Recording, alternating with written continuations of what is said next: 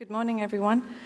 It is my pleasure on behalf of the CSIR leadership to welcome the Director General, Dr. Phil Mdracha, of the Department of Science and Technology of South Africa, the Chief Director of Basic Science and Infrastructure, Dr. Daniel Adams, all DST and CSIR colleagues, the NICI's directors for CHPC, Sunren and Derisa, international guests, keynote speakers, and all invited speakers, our sponsors that Werner just also presented, industry and users and stakeholders, the SADC Cyber Infrastructure Framework Working Group, our SKA Sarau partners, the ILIFU Consortium for the Tier 2 Data Node, and the Masters eScience WITS-led consortium, distinguished guests, ladies and gentlemen, welcome to the CHPC 2018 annual meeting.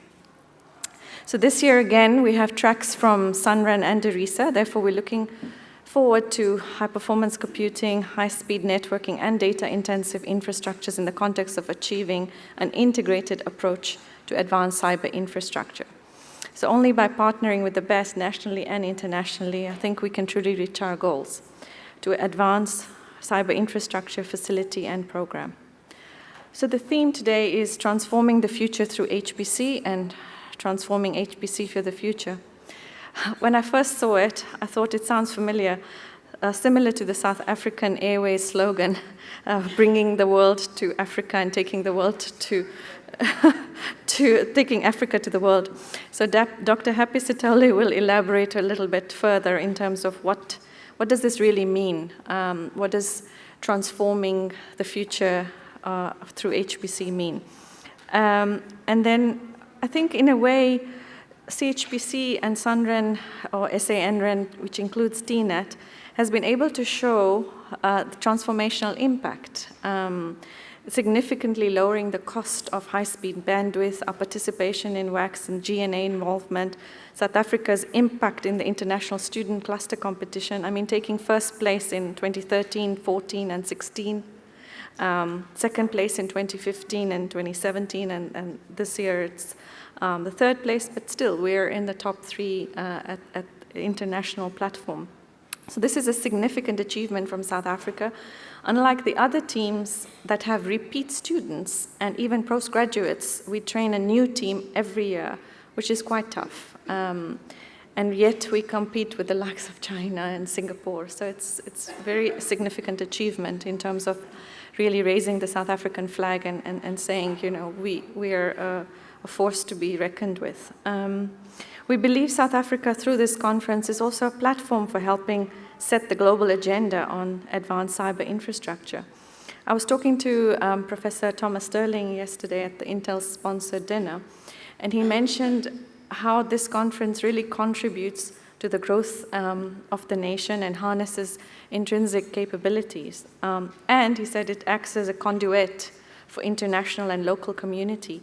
So SA is in a really unique position to contribute to deep science and innovations in the field using advanced cyber infrastructure. There are various achievements that the conference participants can share, as well as challenges that we need to grapple with. Some of these challenges we were discussing a while back and also as part of yesterday's conversation. So where are we with HPC and quantum computing? What about the readiness of HPC and cloud? What about cybersecurity, data reproducibility? How do we enable kind of grand science initiatives such as SKA and CERN through advanced cyber infrastructure? How do we increase women in ICT and HPC? So we were talking about what are the challenges in terms of having more women in ICT besides the kind of supply side challenge. Do we really know what the barriers are? And then how do we bring the future of work into our current thinking to enable a bit more of a diverse workforce? The way the future will be working is quite different than what we're going to be doing now. Therefore, I believe that we can have those conversations and work on joint projects to realize these opportunities in terms of those challenges that we've outlined.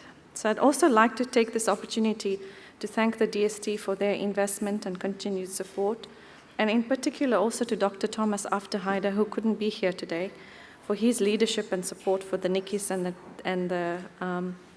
for NICI's as an initiative as well as the team.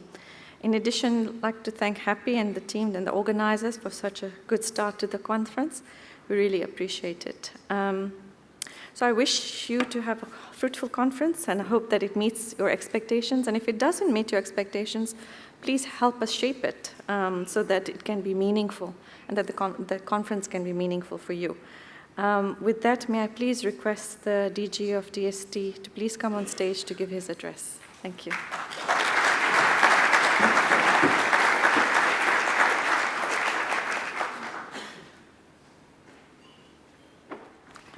Good morning, everyone, and I'd like to thank Hina for giving me the opportunity to say a few words. And of course, I'd like to express my sincere thanks to Dr. Happy Sithole and the team for always remembering the Department of Science and Technology in these conferences. However, the bad news is that it happens at the time of the year when we have many, many, many other competing priorities. I was just telling him that my colleagues that are in the global change work in the department are very angry with me because they were expecting me to be in Limpopo this morning.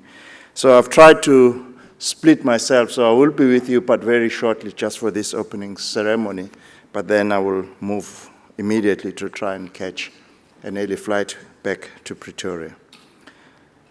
But I also said to Happy, I'm always feeling very, very bad because whenever I'm invited into these sessions, I only come briefly for the opening ceremony and then I leave. And I also am very envious because I've just quickly looked at the program and I've seen that there's something called Conference Braai. And I feel so bad that I'm not going to join you for that. But distinguished guests, ladies and gentlemen, I'm extremely honored again to be speaking to you at this 12th annual national meeting of the Center for High Performance Computing. I would like to warmly welcome everyone, especially our overseas guests, despite the fact that it's raining in Cape Town, but we promise you it will be warmer in the forthcoming days. Policymakers all over the world realize that a country's socio-economic development or well-being depends on its response to the opportunities and challenges of the fourth industrial revolution. This is what everybody is worried about. We in the Department of Science and Technology has developed a new white paper on science, technology, and innovation. And this paper emphasizes the need to develop a long-term policy direction for South Africa in this regard, strengthening the role of science, technology, and innovation to ensure a more prosperous and inclusive society in a world that is characterized by rapid advances in technological innovation and huge geopolitical and demographic shifts. The white paper is intended to enable South Africa to take advantage of the opportunities and get ready for the risks associated with some of these global trends. At the core of the fourth industrial revolution, as we all know, is the emergence of the cyber-physical systems, which are based upon our ability to collect massive amounts of data, manipulate and analyze them efficiently, and transfer them fast and securely. This is the challenge we are faced with. Quantum technologies have the potential to realize this vision. The last few years have seen the first quantum computers, noisy intermediate-scale quantum computers, made available in the cloud by established IT companies like IBM and Alibaba, as well as startups such as Rigetti and D-Wave. South Africa was at the forefront of the development of the first real-life implementations of quantum cryptography and is now spearheading the field of quantum machine learning.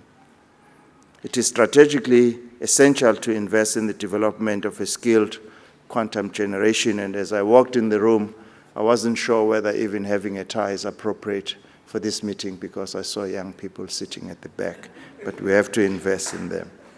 Otherwise, we, South Africa, risks missing some of the opportunities of the fourth industrial revolution.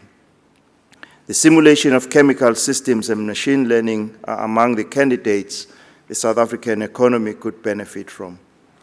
Most big players in the IT sector are exploring the potential of quantum computing, and a vibrant startup scene is emerging globally. Therefore, South Africa and Africa need to start accelerating development in this area. The conference program includes a session on quantum computing, and I'm sure that the discussion will provide useful ideas on which we can base our plans. And as we spoke this morning, Peter Bram, I really am envious of this session, and I apologize I can't join. With digital transformation comes a growing debate among policymakers, economists, and industrial leaders about its societal impact.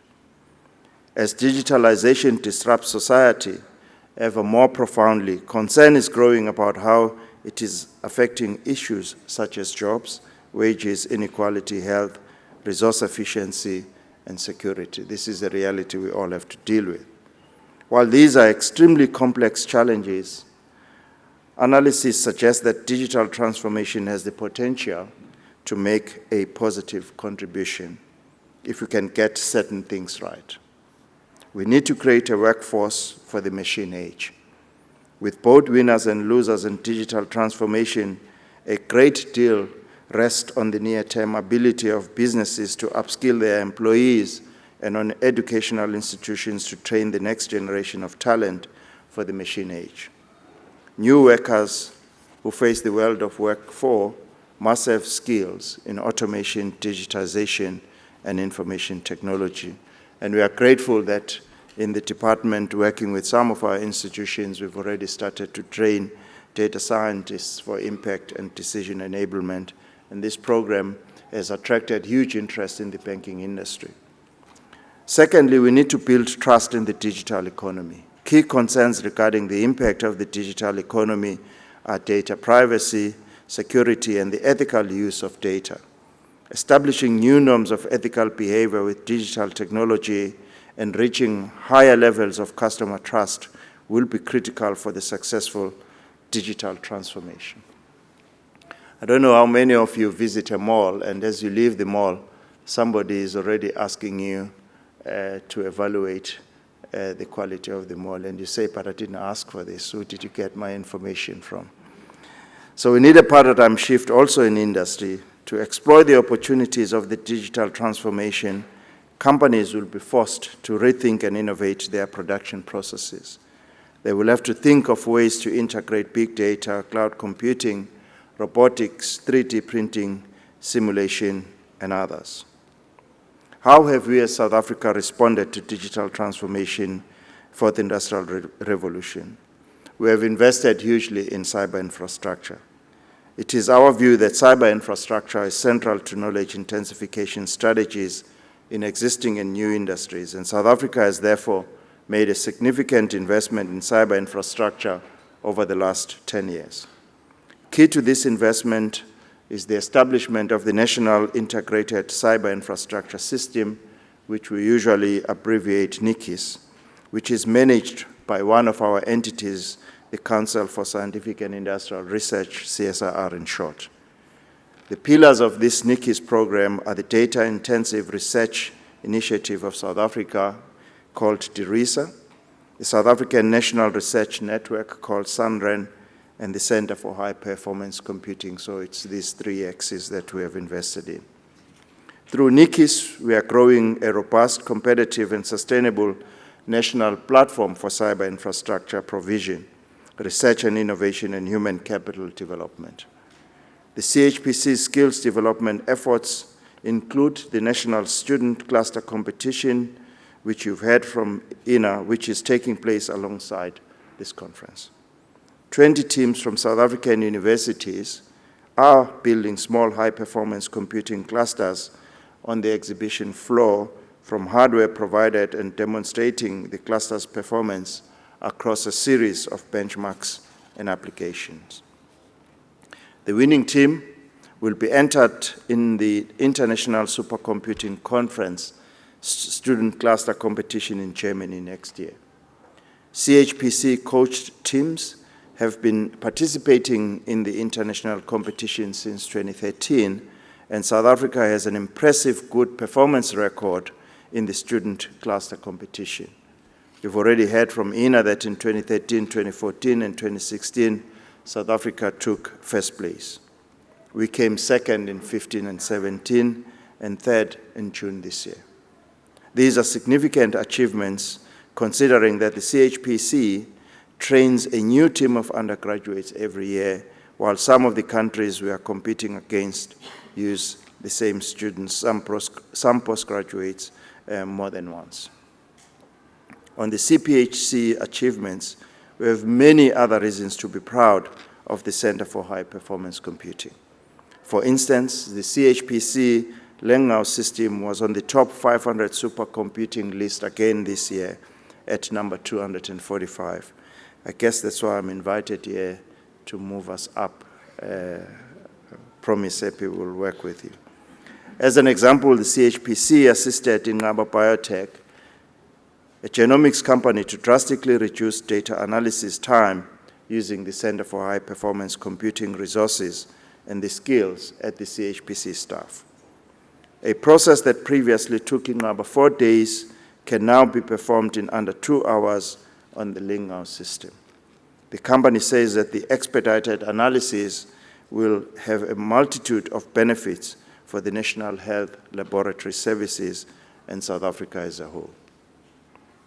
In Sunrun, the total available broadband capacity on the Sunrun network has been increased beyond the initial target of 3.3 terabits per second through the addition of several new network links and sites, the upgrading of existing links and transmission equipment, and the activation of the additional West Africa cable system WACS, as we call it, capacity. The Sunrun Computer Security Incident Response Team completed vulnerability assessments for a total of 18 beneficiary institutions, 10 universities, and 8 science councils in order to identify cybersecurity-related risks that could affect the capacity of these institutions to perform electronic research and learning activities. DIRISA is building the National Data Infrastructure Platform, which comprises data storage resources and ICT services that enable the general research community to store and share valuable research data collections safely. The current 2 petabytes of data storage will soon be expanded by a further 8 petabytes.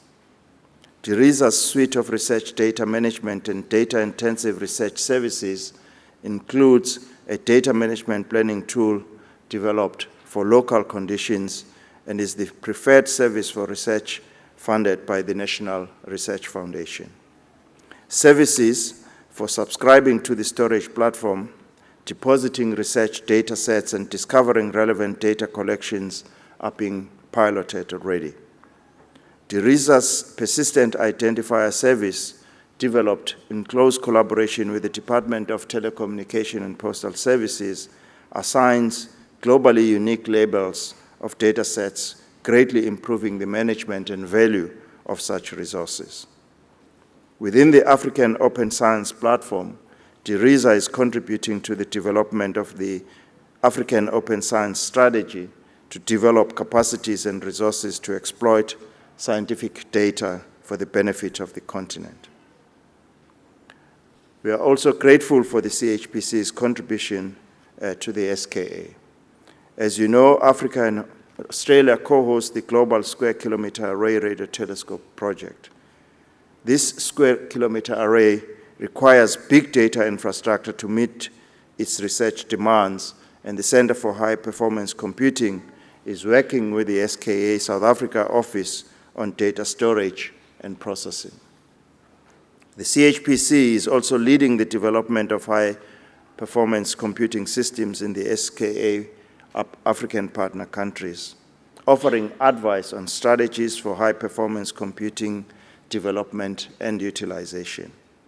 High-performance computing systems have been developed and installed in Namibia, Zambia, Botswana, Ghana, Mozambique, and Kenya, and we're extremely grateful to the CSIR and CHPC for this. SADC and African Union bodies support high-performance computing as part of the industrial strategies of all the regions in the continent. SADC ministers, I think in June this year, commended the Center for High Performance Computing for its leadership in human capital development, policy exchange, learning and infrastructure deployments towards the implementation of the approved SADC cyber infrastructure framework, which promotes data analytics, artificial intelligence, and capacity development for meaningful participation by these partner countries and Africa in the fourth industrial revolution. In conclusion, the investments in NICIS have yielded good returns in terms of contributions to the development of areas such as the Meerkat SKA, establishing capacities and capabilities to handle and manage big data in the areas of paleosciences, bioinformatics, and environmental sciences. Using the NICIS platform, the country will also contribute to pursue research, development, and innovation in emerging areas such as quantum computing, as we mentioned earlier on. As the host of the mid-frequency component of the square kilometer array infrastructure, South Africa will continue to position itself to respond to the requirements of the SKA International after 2020, when the rollout of the phase 1 of the SKA is being rolled out, in terms of available expertise, technology development, infrastructure, and the capacity to manage big data demands for the square kilometer array. I wish you a fruitful and productive conference, and as I've said before, I sincerely apologize that I will not join you for the pride this evening. Thank you very much for your attention.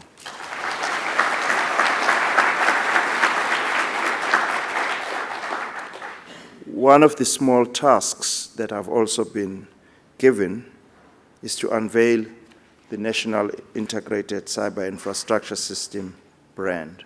So maybe I'll invite Hina to join me here.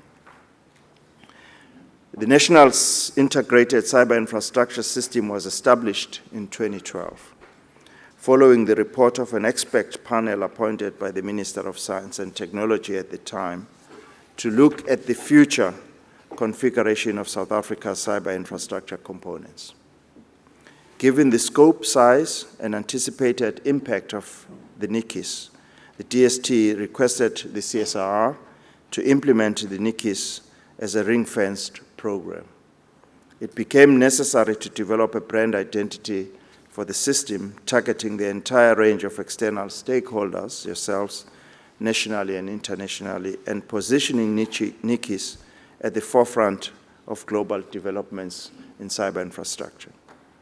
The CSIR embarked on a comprehensive branding project, and we are now about to watch a presentation on the NICIS brand, which I think captures the essence of the NICIS and its sub-brands, the CHPC, Sunren, and Teresa.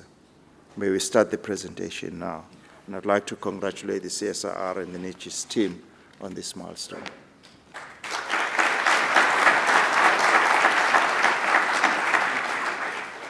So we don't really have a presentation, but we just show you the unveiling of the logo. So this is the NICIS logo, which is basically describing its identity and brand in terms of collaborative innovation and advancement of cyber infrastructure. These are various slogans that are associated with NICIS in terms of its descriptor, in terms of its positioning, and the last one is the combination of both the descriptor and the positioning statement. And this is where we showcase NICIS in terms of its sub-brands. So you will be seeing a transition from the CHPC logos that you see here to and Sunren logos that you have been also, it's such established brands, CHPC and Sunren. You will be seeing that there's a transition into this integrated cyber infrastructure logo and branding from next year onwards. So this is the unveiling of it. Thank you very much, DG.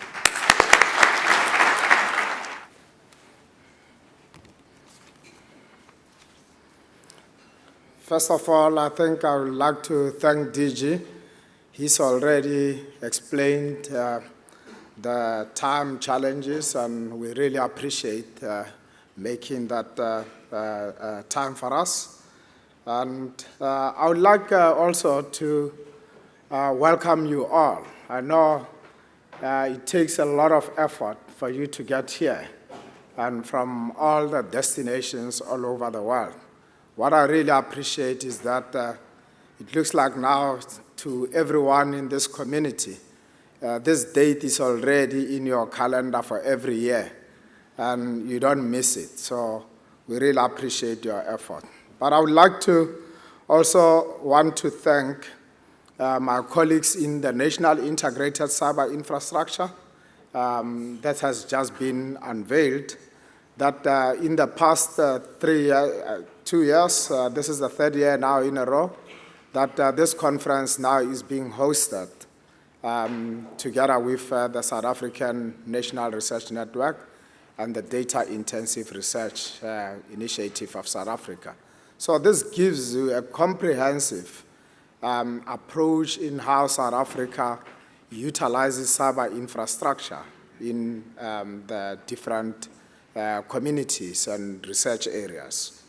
But this conference also takes place because we have got a hard-working team of our organizing committee coming from the 3 different areas, and they have really done a fantastic job, especially that by 9 o'clock we found that everybody was already seated. But not only that, you can see the venue. They always go around and look for fantastic venues around the country. So this has been a very good job from the team. I think we need to give them. Yeah. And our sponsorship, for this to take place, we have got the support of the Department of Science and Technology, but from the industries now that saw the value out of this and partner with us, we really appreciate it. And not that you send in the money, you send the best technical people and even to the high level of your organizations to be part of this meeting. It's always much appreciated. Now I'd like to come into the theme of the conference, why we chose this theme. High-performance computing and cyber infrastructure in general is evolving. And we see that there are some pressures from how cyber infrastructure is supposed to be utilized. And on that, transformation is taking place. And at the same time, with the demand from the community on how they want to use cyber infrastructure, you find that technology is also put under pressure, and technology also has to change. So there are these 2 elements of the impact, where utilization of cyber infrastructure transforms how we live. I think the DG touched on a number of these areas. For an example, looking at how the workforce is going to change. So those are some of the things that we have to start looking at. And our demand of the technology also put the OEMs under pressure to look at how they design and deploy cyber infrastructure.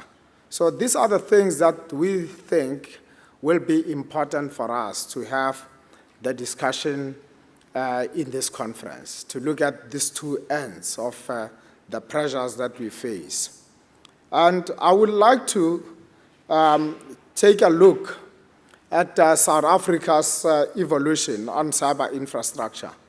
And for this, I have asked our users and people who benefit from cyber infrastructure to say their words, how this impacts them. For an example, if you look at this from the Center for Genomics and Wildlife Conservation from University of Johannesburg, and Professor Peter Tusk is here, they are dealing with large data sets in genomic sequencing. And you can see in this area, without high-performance computing, as they say, this will be impossible.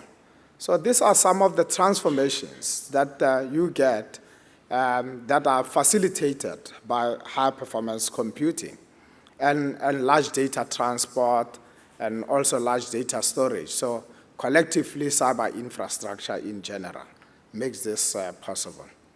If you look again in other areas in transport, And this is some work that is being done at the University of Pretoria on the high-speed trains using high-performance computing.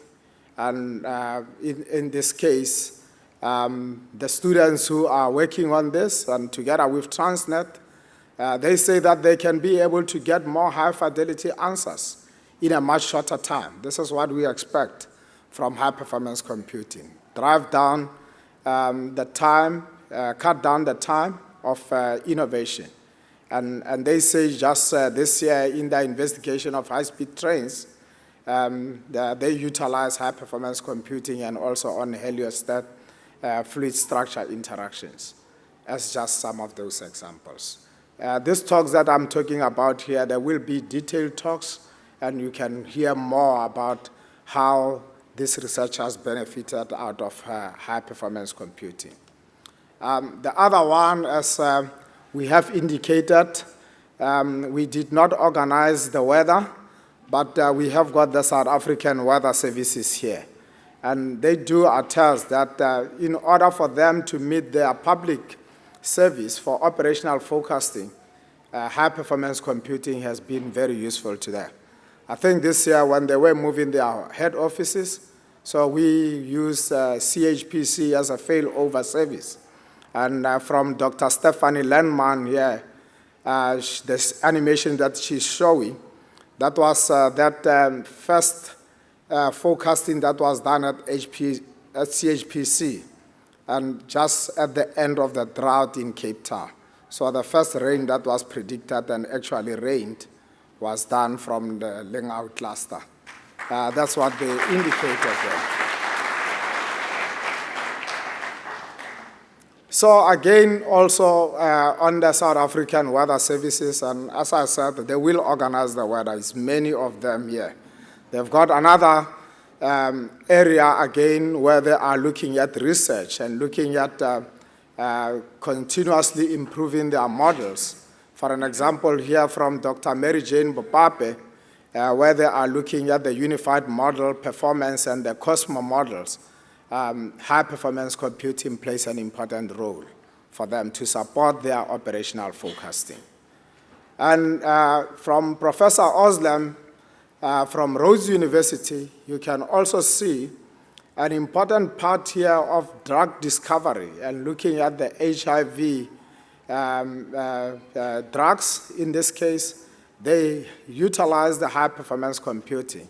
And as a material scientist, I don't know much of those. She will explain more in her talk. Please, I invite you to attend Professor Oslem's talk where she can articulate more on how high-performance computing is playing a role in the discovery for the HIV treatment.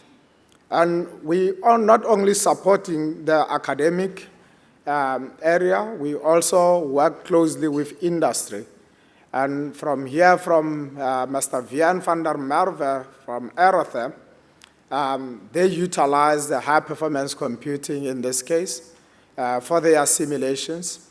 And I think what they are saying here that they could not otherwise be able to reach those predictive design. So you can see just with these few examples how high-performance computing impact on a wide range of areas in science and engineering. But again, in the program, as you can see, there will be a number of things that are discussed on how now the technologies are being impacted by the demand from our users. For an example, high-performance computing used to be, we always thinking about having an equation and solving that equation. And that was the work of high-performance computing. We had to get the experts, we had to build more supercomputers to solve a lot of equations. But this is transforming now because we're getting now people who want high-performance computing now to start doing logic. And people now start talking about machine learning.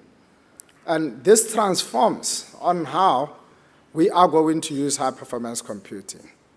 High-performance computing shops always has been we have got batch scripts, and we submit our processes on the batch, but we're getting more now of this community says things have to be done differently. We need to take now high-performance computing and put it on the cloud. And for that, there are different designs now that has to be followed. So a transformation is taking place in that end. So with the theme of this conference, those are the debates and the discussions that we expect to hear during the next 3 days. And I am really looking forward for the discussions from all the groups.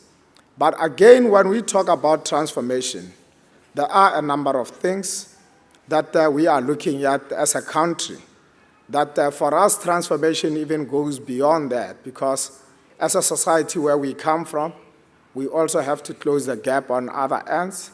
And these are some of the things that we are looking at on marginalized communities, people who have been outside the high-performance computing is one of the areas that we want to get into.